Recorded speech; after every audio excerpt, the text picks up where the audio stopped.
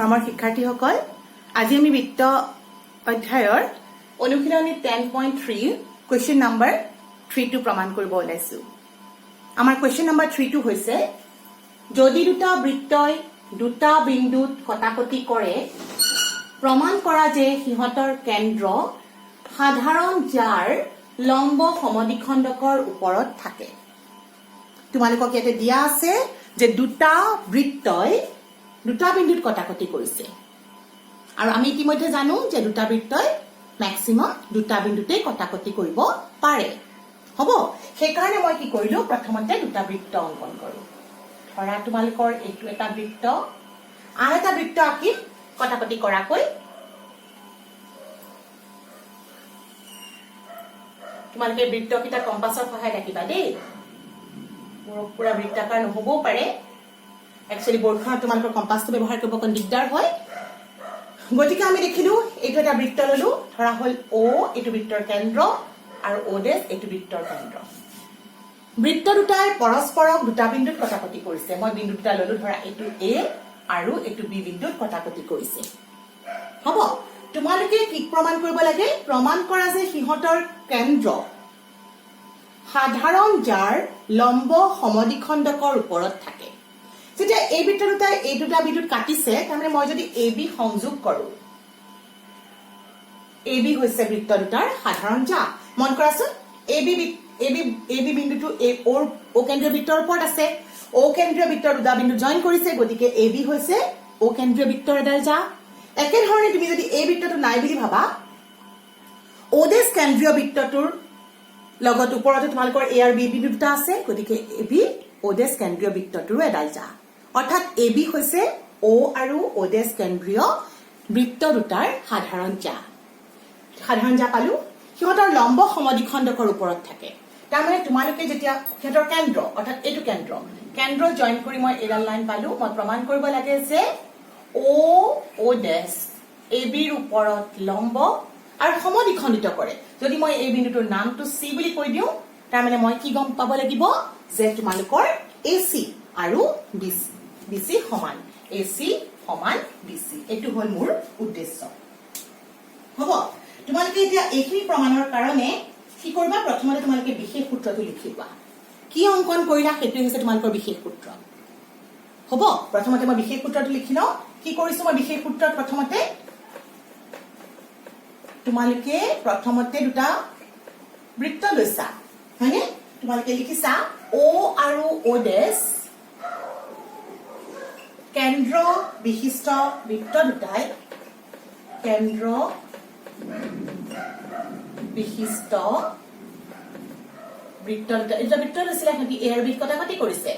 বৃত্ত দুটাই পৰস্পৰক এ আৰু বি বিন্দুত পৰস্পৰক এ আৰু বি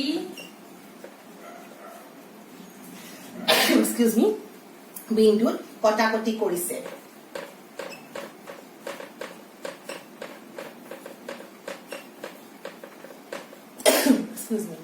তাৰপিছত তোমালোকে পাইছা তাৰমানে এ বি সিহঁতৰ সাধাৰণ যা।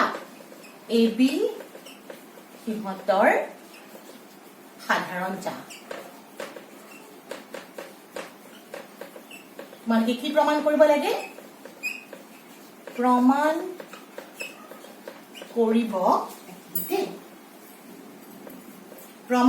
লাগে যে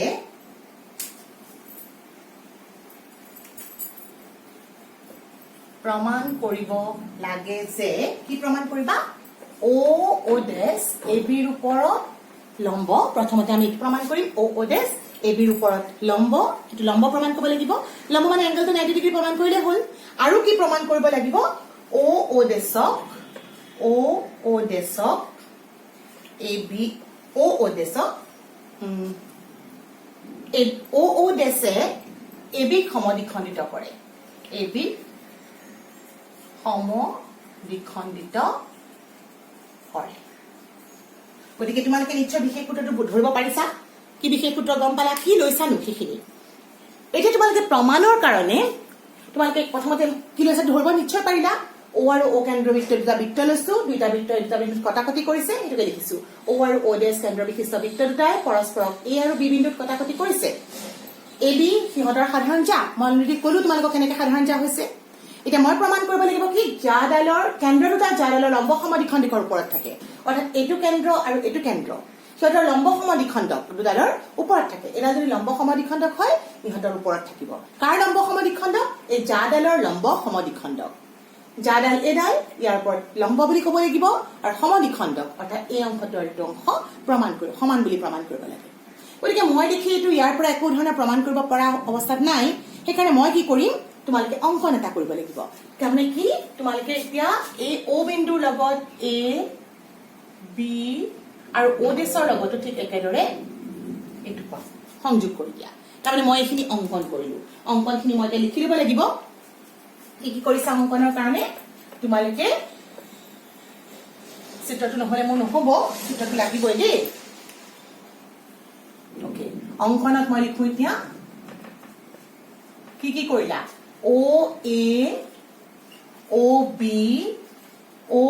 O ডেশ A এইটো আৰু O ডেশ B সংযোগ কৰা হ'ল এইখিনি কাম কৰিলো এতিয়া মোৰ প্ৰমাণ কৰিব লাগে প্ৰমাণৰ কাৰণে প্ৰথমতে কিনো কৰিম চাই লওঁ কি কৰিবা চোৱা তোমালোকে এতিয়া এই অংশটো আৰু এইটো অংশ অৰ্থাৎ AC আৰু BC সমান দেখাব লাগে তাৰ মানে মই যদি এই ত্ৰিভুজটো AOC আৰু AOC আৰু BOC লওঁ তেনেহলে মই বাৰু এই অংশটো এইটো অংশ সমান পাম এটা সাধাৰণ যা বুলি গম পালো কিন্তু এই দুটা ত্ৰিভুজ মই সৰ্বসম দেখুৱাব নোৱাৰো থাৰ্ড কণ্ডিশ্যনটো নাপাওঁ কিন্তু মই যদি সৰ্বসম দেখুৱাব পাৰো তেনেহলে মই ক'ব পাৰিম যে কি AC আৰু BC সমান কিন্তু মইতো সেইটো কৰিব নোৱাৰিম সেইকাৰণে মই কি কৰিলো এই ডাঙৰ ত্ৰিভুজৰ অংশ দুটা লওঁ অৰ্থাৎ মই এইটো ত্ৰিভুজ ললো AO ডেশ আৰু BO ডেশ এই ত্ৰিভুজ দুটা লওঁ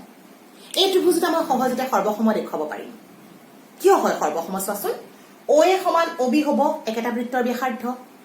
আকৌ O ডেশ A সমান O ডেশ B হ'ব একেটা বৃত্তৰ ব্যাসাৰ্ধ আৰু O ডেশ হৈছে সাধাৰণ বাহু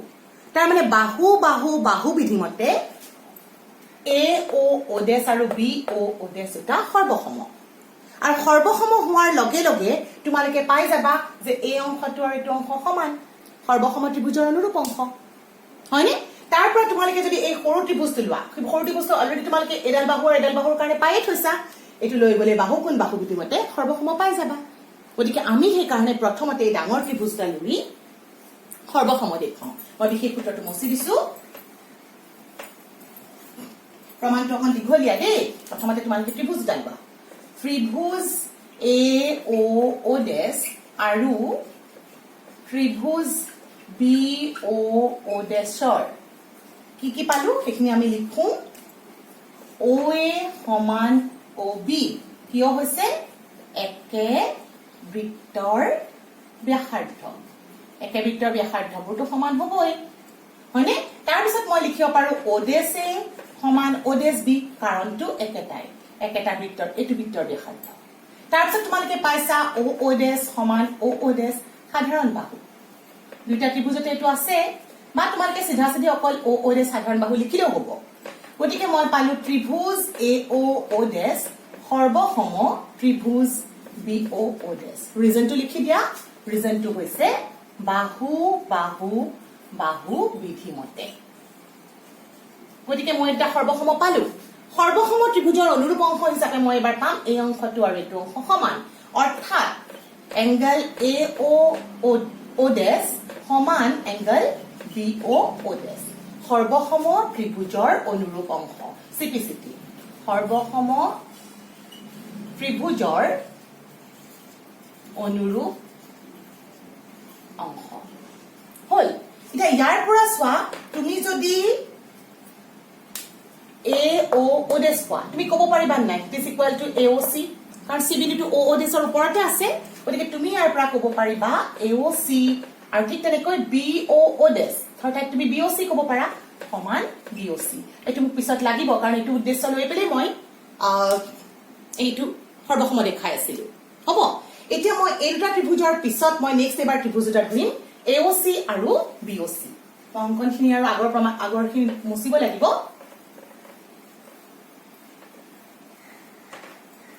এইবাৰ মই কোনটা ত্ৰিভুজ ললো AOC ত্ৰিভুজ আকৌ ত্ৰিভুজ AOC আৰু ত্ৰিভুজ একেধৰণে ধৰিবা BOC লোৱা BOC ৰ কি পাবা AO সমান BO AO সমান BO কাৰণটো একে বৃত্তৰ ব্যাসাৰ্ধ ৰিজনটো একেই হল তাৰ পিছত তোমালোকে অলৰেডি প্ৰমাণ কৰা মতে মই এবাৰ চোৱা মই আগতে চাই লৈছো দেই এডাল বাহু পাইছো এডাল বাহু পাম মাজৰ কোনটো পাম তাৰমানে বাহু কোন বাহু বিধিমতে সৰ্বসম হ'ব সেই কাৰণে নেক্সট কন্ডিশনটো লিখো এংগল AOC সমান এংগল BOC ক'ৰ পৰা পাইছো এই একৰ পৰা পালো 1ৰ পৰা কাৰণ অলৰেডি মই প্ৰমাণ কৰিছো আকৌ মই পালো OC সাধাৰণ বাহু গতিকে মই ইয়াৰ পৰা কি কনক্লুজন দিব পাৰিম এইটো ত্ৰিভুজ চোৱা এই অংশটো আৰু এই অংশটো সৰ্বসম পালা তাৰমানে তুমি ইয়াৰ পৰা ক'ব পাৰিবা AC সমান BC কাৰণটো বুজি পাইছা CPCT সৰ্বসম ত্ৰিভুজৰ অনুৰূপ অংশ মই আগৰখিনি মুছি দিছো দেই এতিয়া মই সৰ্বসম ত্ৰিভুজৰ অনুৰূপ অংশ মতে এইটো মই CPCT এ শৰ্টকে লিখি দিছো এইটো পালো তাৰ পিছত তোমালোকে চোৱা লম্ব সমদ্বিখণ্ডক এইটো সমদ্বিখণ্ডিত হল বাৰু ACBC পালা মানে সমদ্বিখণ্ডিত হল আৰু এটা ক'ব পাৰাত নাই কথা এই কোণটো আৰু এইটো কোনো সমান হ'ব একেটা কথা মতে আৰু তোমালোকে ইয়াৰ পৰা ক'ব পাৰিবা এংগল ACO সমান এংগল BCO একে ৰিজন CPCT হল এটা মোৰ উদ্দেশ্য 90 ডিগ্ৰী দেখাবলৈ বাকি সম্পূৰ্ণ হৈছে ইয়াৰ প্ৰায় লম্ব দেখাব লাগিব সেই কাৰণে মই কি কৰিলো এতিয়া মই এংগল ACB মানে তুমি 180 ডিগ্ৰী লিখিব পাৰা স্ট্ৰেইট এংগল সৰল